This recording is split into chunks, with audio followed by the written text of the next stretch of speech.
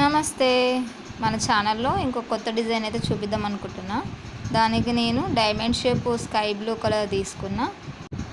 దీనికి 2 cut bangle ఒకటి, ఇంకా 3mm రౌండ్ షేప్ కుందన్స్ స్కై బ్లూ కలర్వి తీసుకున్నా. మీరు వైట్ అయినా తీసుకోవచ్చు, ఇంకా వేరే ఏవైనా తీసుకోవచ్చు.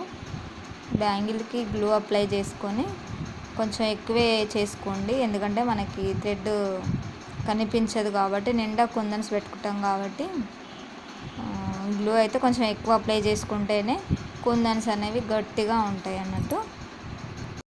ఫస్ట్ 4mm స్క్వేర్స్ అయితే పెట్టుకోవాలి, తర్వాత డైమండ్ షేప్ ఉన్న కుందన్స్ని పక్కకు పెట్టుకోవాలన్నట్టు.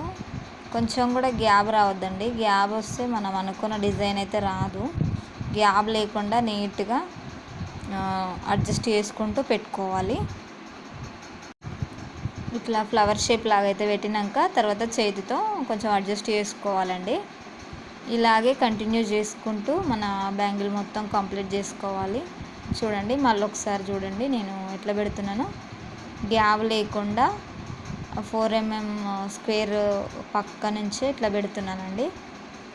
మిడిల్లో కొంచెం రౌండ్ షేప్ లాగా గ్యాప్ అయితే వస్తుంది. దానిపైన మనము 3mm స్టోన్ అనేది పెట్టుకోవాలన్నట్టు, రౌండ్ షేప్ స్టోను. చూసారు కదా నేను ఎట్లయితే పెడుతున్నానో, మీరు కూడా అలాగే ట్రై చేయండి. బ్యాంగిల్ అనేది పర్ఫెక్ట్గా వస్తుంది.